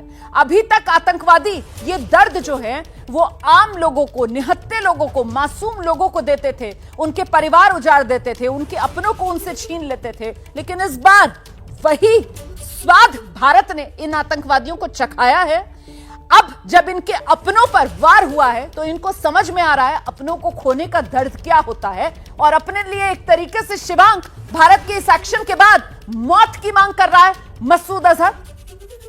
जी बिल्कुल रमाना जी, देखिए जिस तरह से मसूद अजहर को हम लोग लगातार बता रहे हैं कि इस बार उसके साथ वही हुआ है जो वो पिछले कई दशकों से भारतीयों के साथ कर रहा है। तो मसूद अजहर ने अब एक चिट्ठी जारी करी और चिट्ठी में कह रहा है कि काश वो जो हमला हुआ होता मैं भी वहां पर होता और मैं भी मर जाता वहां पर इन सभी 14 लोगों के साथ। तो देखिए ये स्थिति है इस वक्त मसूद अजहर की। जिस तरह से प्रधानमंत्री ने कहा था कि घुटनों पर ले आएंगे ना, ये आतंकी घुटनों पर आ चुके हैं लगातार। जिस तरह से इन्होंने कई वर्षों तक लोगों को रुलाया, उन्हें दर्द दिया, अब जाके पहली बार इन्हें पता लग रहा है कि उस दर्द की कीमत क्या है। जिस तरह से पहलगाम का हम लोग हमला देख ले कि किस तरह से पहलगाम में निहत्थे लोगों को इन्होंने मारा, किस तरह से इन्होंने पुलवामा में मारा। तो आज आप देख सकती तस्वीरों में कि किस तरह से मसूद अजहर लगातार गिड़गिड़ा रहा है, लगातार रो रहा है। और ये स्थिति आ चुकी है मसूद अजहर जैसे आतंकवादी की कि वो अब मरने की, मौत की भीख मांग रहा है। लेकिन आप देखिएगा कि जिस तरह से मसूद अजहर, जिस तरह से प्रधानमंत्री ने भी कहा था कि मसूद अजहर हो चाहे किसके, जो भी आतंकी इसके पीछे हैं, उन्हें ऐसा सबक सिखाया जाएगा कि उन्हें याद रहेगा। तो अब आप देखिए ऐसा सबक इन्हें सिखाया गया है कि जिंदगी भर इनके जिहान में ये सबक जरूर याद रहेगा। जब जब आतंकी किसी भी हमले करने का कोशिश करेंगे तो ये सबक जरूर याद रहेगा। जी बिल्कुल शिवांक, मुझे याद आ रहा है वो 22 अप्रैल जब पहलगाम में हमला हुआ था आशीष, उस वक्त जो पीड़ितों की तस्वीरें आ रही थी और वहां पर जो रोती बिलखती महिलाएं थी, उसमें मुझे ध्यान आता है कैसी वो एक महिला थी जिसकी आंखों के सामने उसका सिंदूर उजाड़ा गया था और वो रो रो कर कह रही थी कि मुझे क्यों जिंदा छोड़ दिया, मुझे भी मार देते। ये वही दर्द है, वही तकलीफ है जिससे पीड़ित तो 2-4 होते हैं, लेकिन इन आतंकवादियों पर कभी कोई असर नहीं होता था। और इस बार जिस बात का जिक्र हम कर रहे हैं कि भारत ने इन आतंकवादियों को उन्हीं की जबान में समझाया है दर्द क्या होता है, तकलीफ क्या होती है, जब अपना घर उजड़ता है, जब अपना कोई प्यारा छोड़कर जाता है तो उसकी तकलीफ क्या होती है। इस बार भारत ने वो तकलीफ इन आतंकवादियों को पहुंचाई है। इन्हें कोई फर्क नहीं पड़ता था, आतंकी मारे जाते थे तो इनको कोई फर्क नहीं पड़ता था। ये जो आतंक के आका हैं वो तो इन छोटे मोटे आतंकियों को भी एक हथियार के तौर पर, इस्तेमाल की चीज के तौर पर ही सिर्फ देखा करते थे। लेकिन अब की बार जब वार इनके घरों में हुआ है, जब वार इनके गढ़ पर हुआ है, जब वार इनके हेडक्वार्टर्स पर हुआ है, तो इनको समझ में आ रहा है तकलीफ क्या हो रही है। जब इनके अपने रिश्तेदार मर रहे हैं तब इनको पता चल रहा है कि दर्द क्या होता है। मसूद की बहन, मसूद का भतीजा मारे जाने की खबर, कुल मिलाकर मसूद अजहर, मौलाना मसूद अजहर, जैश मोहम्मद का मुखिया मसूद अजहर, उसके परिवार के 14 लोगों का खात्मा, और अब मौत मांग रहा है मसूद अजहर। मसूद अजहर कह रहा है मैं भी मर जाता तो अच्छा होता। यह होता है अपनों को खोने का दर्द, तकलीफ कि इंसान अपने लिए मौत मांगता है। और आज भारत ने इन खूंखार आतंकियों को उस हालत में लाकर छोड़ा है। आशीष, कहते हैं ना कब तक खैर मनाएगी। ये बालाकोट में मरते मरते बच गए थे, अगर आपको याद हो सर। बालाकोट पे जब भारत ने अटैक किया और वहां पे इतने आतंकियों को मारा, ये अचानक खबर आई थी कि शायद चंद घंटों पहले उसको वहां से निकाला गया था, वरना इनकी ये ख्वाहिश उसी समय पूरी हो जाती। अब ये ख्वाहिश कर रहे हैं कि क्यों ना मैं भी उसमें मारा गया होता। अरे भाई, अगर हिम्मत है तो सामने आ जाओ, पाकिस्तानी अथॉरिटीज के, हुकूमत के संरक्षण में इनको रावलपिंडी इस्लामाबाद में छुपा के रखा गया है। कोशिश कर रहे थे आप बार बार भारत पर हमले कर करके भारत को जितना नुकसान पहुंचा सके उतना नुकसान पहुंचाएं, और अब इस तरह से बेचारा बन करके दुनिया के सामने अपने आप को मासूम पेश करने की कोशिश कर रहे हो। मुझे नहीं लगता कि अब इनके सर्वाइवल का ज्यादा दिन कोई वो है। भारत निश्चित तौर पर इनको भी टारगेट करके जहां मिलेगा वहां पर इसको भी मौत के घाट उतारी दिया जाएगा। बिल्कुल, देखिए हमारे साथ इस वक्त स्टूडियो में खास मेहमान मौजूद हैं। हमारे साथ एयर कॉमोडोर एसपी सिंह साहब मौजूद हैं, रक्षा विशेषज्ञ हैं। जरा उन्हीं के पास दर्शकों को लेकर चलते हैं। सिंह सर, आपकी इस पर प्रतिक्रिया। देखिए, अभी जैसे आप डिस्कस कर रहे हैं कि ये कह रहा है कि मैं शायद उस दिन में मारा जाता, अभी मारा जाता तो मैं अच्छा होता।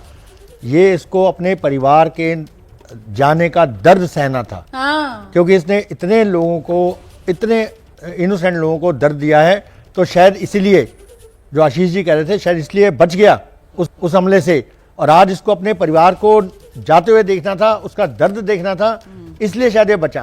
अब ये भी मरेगा। दर्द सहना चाहिए ना, बिल्कुल, जो इसने आम लोगों को दिया है। आम लोग जिस दर्द से दो चार होते हैं, जब उनके अपने चले जाते हैं, उनके परिवार के लोग चले जाते हैं, उनका घर उजड़ जाता है, वो तकलीफ क्या होती है, ये भी तो सहे ना। इसीलिए तो इसके लिए जरूरी थी ये तकलीफ, जरूरी था इसके लिए दर्द। ये जिंदा है, लेकिन अब इसकी गिनती मुर्दों में होगी। सर बिल्कुल, आपने बहुत सही बात बोली है। ये मुर्दों से भी क्या गुजरा है, अब ये जिंदगी ऐसी जिएगा रगड़ रगड़ के। सर ये मौत की भीख मांग रहा है। बिल्कुल बिल्कुल, और इसको मौत मिलेगी नहीं, इसको रगड़ रगड़ के मौत मिलेगी। और ऐसे ही हम चाहते हैं। और भारत का जो रिजॉल्व है, जो इस समय ना सिर्फ पाकिस्तान ने, पूरी दुनिया ने देखा है कि आतंकवाद के खिलाफ भारत एक बड़ा सक्षम देश है इस समय। और हमारी जो लीडरशिप है मोदी जी के अंडर बहुत ही सक्षम है। तो उसको देखते हुए पूरा इस समय सारा आतंक का जो आर्किटेक्चर सारा हिला हुआ है। और इसके परिवार को जाते देख के, सूरज के परिवार को, अब जितने जो आतंकी लीडर हैं वो भी थर-थर कांप रहे हैं कि कल को हमारे परिवार के साथ भी ऐसा होगा। तो ये एक बहुत बड़ा डेटरेंस की तरह काम करेगा और शायद ये आतंकी संगठन धीरे धीरे खत्म हो। सर इन्होंने सोचा भी नहीं होगा ना, इन आतंकवादियों ने, कि ये मोदी का भारत इनके खिलाफ कैसा एक्शन ले सकता है। मतलब इन्होंने सोचा भी नहीं होगा कभी कि बहावलपुर में, मुरिदके में, यहां पर ये बैठे होंगे और ये अपने बिलों के अंदर छुपकर बैठे होंगे और यहीं पर आकर भारत भर में घुसकर इनको मारेगा। बहावलपुर में आपको बताता हूँ, स्ट्रेटेजिकली बहुत ही इंपॉर्टेंट पॉइंट है पाकिस्तान के लिए। उनका पूरा जो आर्मी रिजर्व साउथ है, वो पूरा इनका एक स्ट्राइक हो रहा है, वो बहावलपुर के रेल हेड से मूव करता है। अच्छा। और वहां पर बहुत बड़ा आर्मी का कैंट है बहावलपुर में। ये मेजर कैंट है जो वॉर फाइटिंग के लिए, इनके लिए प्रिपरेशन करते हैं। और वहीं पर इन आतंकियों को इन्होंने छुपा के रखा। तो बड़ा क्लियर है कि ISI और पाकिस्तान आर्मी ही इनको ट्रेन करती है। और इसके कारण इसको ये था कि मैं सबसे ज़्यादा सेफ वहाँ पर होंगे और शायद हमें कोई अटैक इंडिया कभी करेगा नहीं। और वहीं पर घुस के मारा। जैसे मैं बोला था पहले कि अगर आप ऐसे हमारे देश के नागरिकों के साथ ऐसा करोगे तो हम भी तुम्हें चुन चुन के घुसकर मारेंगे। और यही एग्जैक्टली किया है। और यही एग्जैक्टली सर मुरिदके में भी किया है। बिल्कुल। मुरिदके के बारे में भी बताइए। देखिए, तीन मेजर सोर्स हैं टेरर के कैंप जो हैं, एक मुजफ्फराबाद, मुरीदके और ये भावलपुर। ये तीनों ही आर्मी कैंट हैं। तीनों में यहाँ पर एक स्ट्रेटेजिक, इनके लोकेशन स्ट्रेटेजिक वेपन्स जो है वो भी वहाँ पर आसपास हैं। तो ये बहुत बड़े टारगेट्स हैं जिनको हमने कभी टारगेट नहीं करना था कि अगर ये टेरर कैंप अपनी बाज आ जाए तो। लेकिन जो अपनी हरकतों से जब बाज नहीं आए तो हमें उन पर भी जाके अटैक करना पड़ा। तीनों जो मेजर पॉइंट हैं, ये बहुत बड़े पेन पॉइंट्स हैं पाकिस्तान आर्मी के लिए और ISI के लिए। सर ये तो बिल्कुल अंदर वाला हिस्सा है ना पाकिस्तान का। पंजाब पाकिस्तान का दिल आप कह सकते हैं। पंजाब जो है ना पूरा पाकिस्तान, बाकी प्रांतों को तो दिक्कत ही है कि साहब पूरे पाकिस्तान पर कंट्रोल किसका है, पंजाबियों का है। पाकिस्तान के जो पंजाब है उसी का हर तरफ दबदबा है, उद्योग से लेकर राजनीति से लेकर सेना तक। जितने उनके प्रमुख हैं ज्यादातर सारे बड़े जो है वो पंजाब प्रांत से निकल कर आते हैं। और वहीं पर मुरिदके, वहीं पर सियालकोट, वहीं पर बहावलपुर सर, और वहीं पर भारतीय सेना पहुंचती है और घर में घुसकर इनको मारकर आती है। और ये एक बहुत बड़ा मैसेज है पाकिस्तान की आर्मी और उनके चीफ के लिए, उनके ISI के लिए, कि पहले जो भारत है हमेशा मेंटेन करता है सेंटिटी की हम IB क्रॉस नहीं करेंगे और LOC के अगेंस्ट अगर कुछ होगा तो एक्शन होगा। आज हमने IB के क्रॉस जाके उनके जो, जैसे आपने बिल्कुल सही बोला, इंटरनेशनल बॉर्डर की सर बात कर रहे हैं यहाँ पर। IB मतलब इंटरनेशनल बॉर्डर जी वो सर। उसकी सेंटिटी क्रॉस नहीं की जाए। इस बार हमने बिकॉज आतंकी मारने हमें, तो हमने उसको भी लांग के और वहां पर जो आपने बिल्कुल सही बात है, उनके दिल के अंदर चोट पहुंचाई है। जो पंजाब उनका दिल है उस वहां पहुंचाई है। इससे शायद उनको कोई लेसन मिले। अगर अब भी नहीं समझे पाकिस्तान के आका तो उनके लिए बड़े बहुत बुरे दिन आने वाले हैं। सर जो बात आप कह रहे हैं ना कि साहब उनके बिल्कुल दिल पर जाकर वार हमने किया है, बिल्कुल। लेकिन जिम्मेदारीपूर्ण तरीके हाँ से जी, बिल्कुल। ये एक्शन सिर्फ प्रीएम्प्टिव एक्शन है। ये भारत की तरफ से साफ किया गया है कि ये रिस्पॉन्सिव एक्शन है, ये प्रीएम्प्टिव एक्शन है और ये नॉन एस्केलेटरी एक्शन है। ये भी साथ के साथ भारत की तरफ से साफ किया इसका गया। रीजन देखिए क्या हाँ है। जी, हाँ जी। अभी अब जब हम भी किसी अटैक करते हैं तो उसके 3 तरह के आयाम होते हैं कि आप एक जैसे स्पेसिफिक टारगेट जैसे हमने किए हैं, टेरर ऑर्गेनाइजेशन टारगेट्स को किया है, वो बिल्कुल आइसोलेटेड करके उनको किया है। दूसरे होते हैं कि अगर आप कोलैटरल डैमेज मिलिट्री टारगेट पे करते हैं तो वो एस्केलेटरी हो जाता है। ऑपरेशन सिंदूर 25 मिनट का ऑपरेशन था।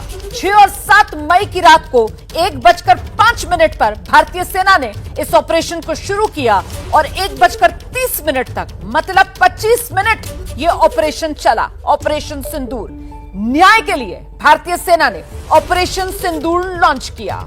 15 दिन 22 अप्रैल 2025 पहलगाम हमला हुआ था 22 अप्रैल को। उसके 15 दिन के बाद पाकिस्तान ने क्योंकि आतंक के खिलाफ कोई कार्रवाई नहीं की, भारत की तरफ से ऑपरेशन सिंदूर को अंजाम दिया गया। पाकिस्तान ने आतंकवादियों के खिलाफ कोई कार्रवाई नहीं की, इसी वजह से भारत सरकार की तरफ से ऑपरेशन सिंदूर को अंजाम दिया गया, जो न्याय के लिए लॉन्च किया गया था। 25 मिनट का यह ऑपरेशन था। भारत ने आतंक के खिलाफ अधिकार का अपने प्रयोग किया है। भारत ने हमले का जवाब दिया है। आतंक के खिलाफ यह भारत की नपी तुली कार्रवाई है। यह रिस्पॉन्सिव एक्शन था, प्रीएम्प्टिव एक्शन था और नॉन एस्केलेटरी एक्शन था। मतलब यह प्रतिक्रिया, हमले का जवाब जो भारत की तरफ से दिया गया, आगे और आतंकवादियों के हमले भारत पर ना हो उससे बचाव का यह एक्शन जो भारत ने लिया। और साथ ही साथ भारत की तरफ से साफ किया गया कि ये नॉन एस्केलेटरी, मतलब भारत नहीं चाहता कि इस क्षेत्र में युद्ध की स्थिति बने, इसीलिए ये नपीतुली कार्रवाई सिर्फ आतंकवाद के खिलाफ थी जो भारत ने की। बाकायदा विश्वसनीय खुफिया सूचना के आधार पर चिन्हित करके आतंक के इन ढांचों को खत्म किया गया। जांच एजेंसियों ने आतंकवादियों की पहचान की, जांच एजेंसियों ने आतंक के इन ढांचों की पहचान की और उसके बाद 9 टेररिस्ट कैंप जिन्हें टारगेट करके नेस्तनाबूद किया गया। ये टेररिस्ट कैंप न सिर्फ यहां पर आतंकवादियों की भर्ती की जाती थी, आतंकवादियों का ब्रेन वॉश किया जाता था, उनका इंडोक्ट्रिनेशन किया जाता, ट्रेन किया जाता था। और ये जो 9 टेररिस्ट कैंप जिनको नेस्तनाबूद किया गया, ये लॉन्च पैड के तौर पर भारत के खिलाफ आतंकवादियों के लिए पाकिस्तान मुहैया कराता था। ऐसे में पाकिस्तान में ऊपर उत्तर से सवाई नाला से लेकर दक्षिण में बहावलपुर तक ये 9 टारगेट्स थे जो भारतीय सेना की तरफ से निशाना बनाए गए और यहां पर आतंकवाद का पूरी तरीके से खात्मा। इसमें गौर करने वाली बात यह है जो इस प्रेस कॉन्फ्रेंस में साझा की गई कि साहब अंदर के जो टारगेट्स थे इस बार भारतीय सेना की तरफ से वो भी चुन चुन कर निशाना बनाए गए हैं, जिसमें सरजाल भी है, जिसमें मेहमूना भी है, जिसमें मुरिदके भी है और जिसमें बहावलपुर में जैश ए मोहम्मद का हेडक्वार्टर भी है। जरा एक बार फिर से आपको सुनाते हैं इस प्रेस कॉन्फ्रेंस में क्या कुछ कहा गया। आज सुबह जैसा कि आपको ज्ञात होगा, भारत ने इस तरह के सीमा पार हमलों का जवाब देने और उन्हें रोकने तथा उनका प्रतिरोध करने के अपने अधिकार का प्रयोग किया है। ये कार्यवाही नपीतुली, नॉन एस्केलेटरी, आनुपातिक और जिम्मेदारीपूर्ण है। यह आतंकवाद की इंफ्रास्ट्रक्चर को समाप्त करने और भारत में भेजे जाने वाले संभावित आतंकवादियों को अक्षम बनाने पर केंद्रित है। आपको यह भी स्मरण होगा कि 25 अप्रैल 2025 को संयुक्त राष्ट्र सुरक्षा परिषद ने पहलगाम आतंकवादी हमले पर एक प्रेस वक्तव्य जारी किया था, जिसमें आतंकवाद के इस निंदनीय कार्य के अपराधियों, आयोजकों, फाइनेंसरों और प्रायोजकों को जवाबदेह ठहराने और उन्हें न्याय के दायरे में लाने की आवश्यकता पर जोर दिया गया था। भारत की आज की इस कार्रवाई को इसी संदर्भ में देखा जाना चाहिए।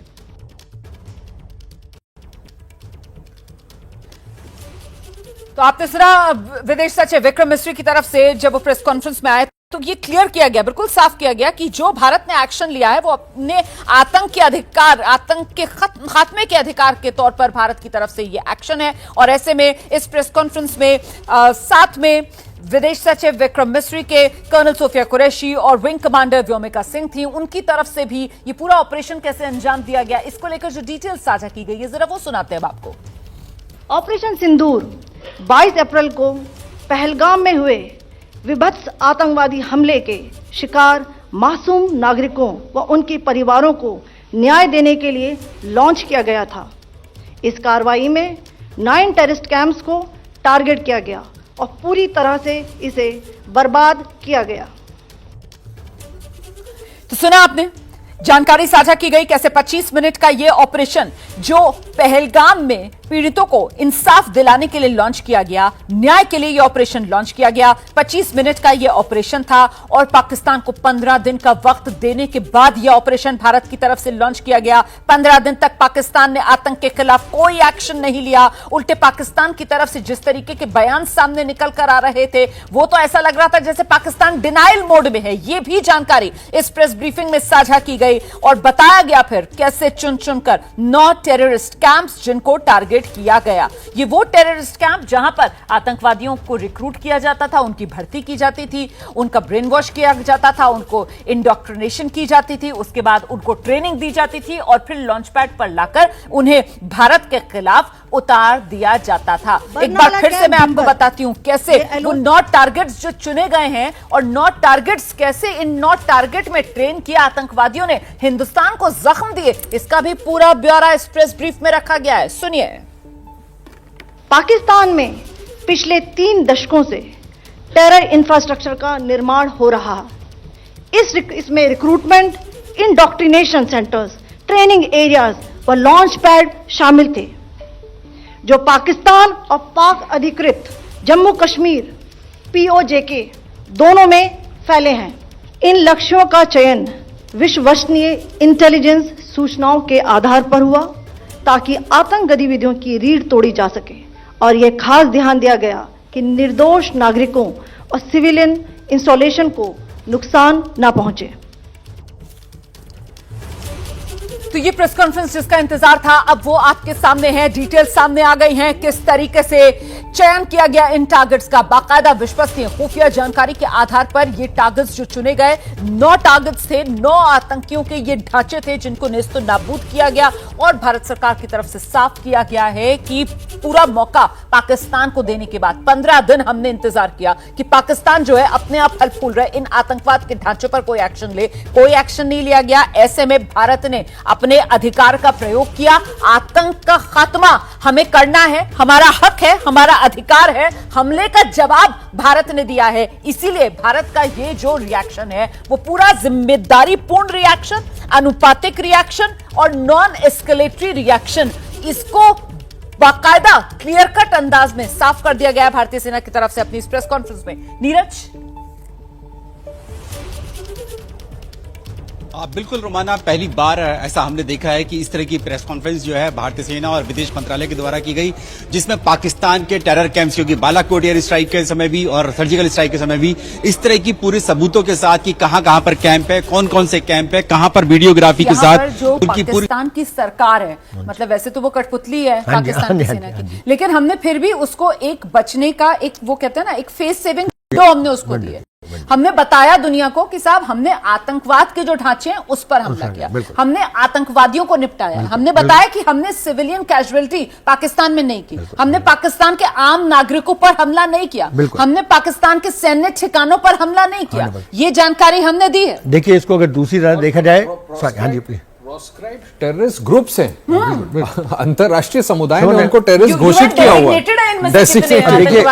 जो अगर मैं एक और चीज बोलना चाहूं इसमें, तो हमें कहना चाहिए हमने तो पाकिस्तान को एहसान किया है, क्योंकि पाकिस्तान हमेशा कहता है कि हम भी टेरर विक्टिम हैं, तो हम तो उनके हेल्प कर रहे हैं। उनको तो हमारा थैंक यू बोलना चाहिए। पाकिस्तान के लोग असल में जो टेररिज्म से पीड़ित हैं, जो वाकई में चाहते हैं कि आतंकवाद का खात्मा हो, उन्हें तो हम हिंदुस्तानियों को गुलाब के फूल भेजने चाहिए। Thank you. के साथ, क्योंकि जो काम उनके हुक्मरान नहीं कर पा रहे थे वो हमारे प्रधानमंत्री नरेंद्र मोदी ने करके दिखाया है। हमारे प्रधानमंत्री नरेंद्र मोदी ने पाकिस्तान में आतंक का सफाया किया है और इससे मानवता का भला और मानवता की सेवा हमारे प्रधानमंत्री नरेंद्र मोदी कर रहे हैं। हम तस्वीरें आपको दिखा रहे थे, वो पाकिस्तान में आतंक के 9 टारगेट से, अगर एक बार फिर से हम वो तस्वीर दिखा पाए जी, ये वो तस्वीर है। बरनाला भिंबर की तस्वीर देख रहे हैं आप, कोटली अब्बास की तस्वीर आप देख रहे हैं, सियालकोट में सर्जल की तस्वीर आपके सामने है, मुरिदका में ये मरकज तैयबा की तस्वीर आपके सामने है और सियालकोट में ये मेहमुना जोया है, इसकी तस्वीर भी आपके सामने है। ये वो टारगेट्स हैं चुन चुनकर जहां भारतीय सेना ने ऑपरेशन सिंदूर के तहत आतंक का खात्मा किया है, आतंक को जड़ से खत्म किया है। शिवांक हमारे सहयोगी इस वक्त हमारे साथ मौजूद हैं और बेहतर तरीके से इन तस्वीरों के बारे में दर्शकों को बताइए। शिवांक, मुद्रिका का हम लोग लगातार जिक्र कर रहे हैं कि किस तरह से लश्कर का एक इतना बड़ा बेस हेडक्वार्टर था कि जो जानकारी मिल रही है कि इसकी स्ट्रेंथ 600 आतंकियों को एक साथ रखने की थी, उन्हें ट्रेनिंग देने की थी और उसके अलावा उन्हें पूरी तरह से एक पूरा उनका हेडक्वार्टर के से एक तो उनका मतलब हेडक्वार्टर था और उसके अलावा एक उनका कमांड सेंटर भी था मुद्रिका। उसके अलावा अगर हम लोग सियालकोट की बात करें तो देखिए सियालकोट में जिस तरह से ये 2 सेंटर थे, एक सेंटर ये जानने में आ रहा है कि एक तो जैश और हिजबुल का कंबाइंड सेंटर था और दूसरा लश्कर का सेंटर था। उसके अलावा कोटली का अगर हम लोग जिक्र करें तो जिस तरह से हिजबुल मुजाहिदीन का एक बड़ा सेंटर था पीओके में जिसको निस्तानाबूद किया गया है। कोटली के लिए देखिए फिर से याद दिला कि कोटली के लिए बार बार ये कहा जा रहा है कि कोटली को एक लॉन्चिंग पैड की तरह हमेशा पाकिस्तान की सेना और ये आतंकी संगठन हमेशा यूज करते थे, जहां पर जब भारत में उन्हें एंट्री करवानी होती थी तो वो वाया कोटली एंट्री करवाते थे और उसके अलावा जो बेसिकली नए नवेले आतंकी होते थे उन्हें ट्रेनिंग देते थे। उसके अलावा भिंबर की देखिए सीधी तस्वीर कि किस तरह से भिंबर में लश्कर ने एक तरह से अपनी जड़ें बना ली थी, किस तरह से उसका हेडक्वार्टर था और जो देखिए तस्वीरें भी जो हम लोग देख रहे हैं किस तरह से रिहायशी इलाकों में हेडक्वार्टर था। जिस तरह से पाकिस्तान की सेना हमेशा ये मना करती कि देखिए क्या हमारे वहां तो आतंकी है नहीं, हम तो आतंक से देखिए पीड़ित हैं, हम तो कार्रवाई कर रहे हैं। तो आप खुद ही देख लीजिए कि किस तरह से रिहायशी इलाकों में इनके ट्रेनिंग कैंप बने हुए थे, इनके हेडक्वार्टर बने हुए थे, इनके कमांड सेंटर बने हुए थे। और देखिए जिस तरह से भारत सरकार ने सबसे बड़ी चीज ये करी है भारतीय सेना ने कि पूरी कोशिश करी कि किसी भी तरह की सिविलियन कैजुअलिटी ना हो और किसी भी तरह का आर्म कॉन्फ्लिक्ट ना हो। तो जो भी हमला किया गया वो इनके आतंक के अड्डों के ऊपर करा गया और जितनी मेरी जानकारी है कि इन सारे ये जो जितने भी आतंक के अड्डे हैं पिछले 15 दिन में ना सिर्फ इन्हें फिर से चिन्हित करा गया, रिविजिट करा गया और जितने हमारे इंटेल सोर्सेज थे वहां पर जो हमारे वर्कर्स थे उनसे भी लगातार जानकारी लेकर चीजें वेरीफाई करवाकर फिर पिन पॉइंट प्रिसाइज टारगेट हम लोगों ने किया, जिसके बाद अब आप स्थिति देख सकते हैं। ये लश्कर हेडक्वार्टर की दूसरी वीडियो है कि किस तरह से दूसरी मंजिल का आप हाल देख लीजिए कि पूरी तरह से निस्तानाबूद है। और रुमाना जी देखिए जो बात मतलब पिछली बार बताने जा रहे थे कि हर मिनट में लगातार अपडेट हो रहा है और हर बार 3 से 4 नए आतंकियों की तस्वीरें आ रही हैं कि देखिए उनको मार डाला, इनको मार डाला। और लश्कर के जो प्रॉक्सीज अकाउंट है वो अब लगातार मतलब हर मिनट वो लगातार सबको एक तरह से श्रद्धांजलि दे रहे हैं और उनका बस खाली इतना काम बचा है लश्कर का कि वो बस खाली ये जानकारी देख रहे हैं कि देखिए फलाने कमांडर का इतने बजे नमाज जनाजा है, इस आतंकी का इतने बजे नमाज जनाजा। जी नहीं, जैसा बोगे फिर काटना भी तो वैसे ही पड़ेगा ना। आपने लोगों को मौत के घाट उतारा, आपने लोगों के घर उजाड़े, तो फिर अब आपके यहाँ भी मातम ही पसरेगा ना। और वही हो रहा है। भारतीय सेना ने आपको आपकी ही जबान में ये सबक सिखाया है। ये तस्वीरें जो आप देख रहे हैं वो तस्वीरें ये मुरिदके की तस्वीरें हैं। देखिए मुरिदके में किस तरीके से हमला हुआ है। कोमोडोर सिंह हमारे साथ मौजूद हैं। सर ये मुरिदके की भी तस्वीरें सामने आ रही हैं। मुरिदके में ऑपरेशन सिंदूर और ये मरकज तैयबा है सर, वो लश्कर वाला है ना, हाफिज सईद सर। आप इसकी भी हालत देखिए, इनकी हालत देखिए, बिल्डिंग की ये बिल्कुल ध्वस्त हो गई है बिल्डिंग। और ये मैं बार बार आपको बोल रहा हूँ कि ये जो टेररिस्ट जो हैं पहले ये इनको पाकिस्तान ने इनिशियली निकाल के इनको JNK PO के एरिया से निकाल के इनको नीचे सेंट्रल एरिया में ले आए थे। लेकिन जैसे ही हमने पूरी अपनी नेवल डिप्लॉयमेंट और AF डिप्लॉयमेंट करी सेंट्रल सेक्टर में तो उनको फिर से इसी तरफ वापस है। और ये हमारा एम यही था इनको यहाँ लाने। और ये जो बिल्डिंग्स हैं ये सब इनके जो हाइडआउट्स हैं, ये इनके अगेंस्ट जो हमने वेपन यूज़ किए हैं, पहले लास्ट टाइम हमने यूज़ किया स्पाइस 2000 जिसका इफेक्ट भी सेम होता है, और अभी हमने स्कैल्प यूज़ किया। स्कैल्प मिसाइल जैसे मैंने आपको पहले बताया था ये पूरी बिल्डिंग को एक तरफ से पूरा प्रेशर वेव क्रिएट करके पूरे इसके पिलर्स को डिस्ट्रॉय कर देता है। ये 9 के 9 टारगेट्स पर सर यही स्कैल्प Same, मिसाइल से same, अटैक हुआ, सब। क्योंकि जिस तरीके से वो बहावलपुर के अंदर ऊपर से गिरी हुई एक बड़ी सी छत में गोल घेरा दिख रहा है, हाँ जी, टूटा हुआ हिस्सा, वैसा ही यहाँ पर भी। बिल्कुल, देखिए स्पाइस 2000 और स्कैल्प दोनों का यही सेम सिस्टम है। दोनों जब वर्टिकली ऊपर जाती हैं करीब 45 किलोमीटर दूर टारगेट से, वर्टिकल जाके फिर वर्टिकली नीचे आते हैं, तो उनके सबसे ऊपर कंक्रीट बंकर जो कंक्रीट बस्टर है वो चार्ज होता है, वो उसको बर्स्ट कर देता है और पूरा एक बहुत बड़ा होल बन जाता है, गड्ढा बन गया पूरा। उसके थ्रू। हाँ जी, उसके थ्रू जब मिसाइल अंदर जाती है तो प्रेशर और हीट वेव क्रिएट करती है, तो उससे बड़ी सारी डिस्ट्रक्शन होती है, पिलर्स नीचे गिर जाते हैं, कंक्रीट बस्ट हो जाती है, और जो अंदर लोग होते हैं कई बार तो मतलब उनके जो इतने प्रेशर वेव क्रिएट होते हैं कि लोग वहीं इमीडिएटली खत्म हो जाते हैं, जो ह्यूमन मतलब सर, मैं इसको और आसान भाषा में कहूँ कि परखच्चे उड़ जाते हैं। बिल्कुल परखच्चे। और जो स्पाइस 2000 है उसका जो हीट वेव क्रिएट है उससे बिल्कुल एवरीथिंग गेट्स वेपराइज्ड। तो इसलिए जो लास्ट टाइम जो अटैक किया लोग कह रहे चील को वो मिले, तो उनकी जो टेररिस्ट थे उनके अवशेष क्यों नहीं मिले कि बिल्कुल एवरीथिंग वुड हैव वेपराइज्ड। तो वहाँ वो जो है 4000 डिग्री सेल्सियस तक का टेम्परेचर क्रिएट कर देता है। अच्छा, हाँ जी, तो ये जो वेपन्स है ये बड़े ही खतरनाक वेपन्स हैं और इनकी डिस्ट्रक्शन कैपेबिलिटी बहुत ज़्यादा है। और इसलिए ये देखिए ना, ये जो आपको मलबे में तब्दील इस वक्त इमारतें नजर आ रही हैं, ये मजबूत इमारतें रही होंगी, बिल्कुल, बिल्कुल। जिनको पूरी तैयारी के साथ यहां पर आतंकवादियों ने बनाया होगा अपने सेफ हाउस के तौर पर, लेकिन इन मिसाइल्स के आगे टिक नहीं पाए। इस बीच बड़ी खबर आपको बता दें, कल सुबह 11 बजे सरकार ने सर्वदलीय बैठक बुलाई है। ऑपरेशन सिंदूर के बाद यह सर्वदलीय बैठक बुलाई गई है। अब से कुछ देर पहले हमारे सहयोगी अंकित गुप्ता इसी को लेकर जानकारी भी दे रहे थे। ये तस्वीरें जो आप देख रहे हैं, ये दरअसल जो कैबिनेट की बैठक हुई आज, ये उसकी तस्वीरें। देखिए, आज प्रधानमंत्री नरेंद्र मोदी सीसीएस की बैठक के बाद अपने कैबिनेट के साथियों के साथ प्रधानमंत्री नरेंद्र मोदी ने बैठक की है, और वही कैबिनेट बैठक की आज की ये तस्वीरें आपके सामने हैं, जिसमें अपनी कैबिनेट को प्रधानमंत्री नरेंद्र मोदी की तरफ से ऑपरेशन सिंदूर के बारे में जानकारी दी गई। प्रधानमंत्री नरेंद्र मोदी, रक्षा मंत्री राजनाथ सिंह और कैबिनेट के साथी देखिए किस तरीके से मेजें थपथपाकर स्वागत करते हुए उस कदम का जो भारत सरकार के नेतृत्व में, मोदी सरकार के नेतृत्व में सेना ने करके दिखाया है। आतंक का खात्मा, आतंक को नेस्तनाबूद किया है। और वो कहा जाता है ना कि आपकी सेना उतनी ही मजबूत होती है जितनी मजबूत आपकी राजनीतिक इच्छा शक्ति होती है, और यही मजबूत राजनीतिक इच्छा शक्ति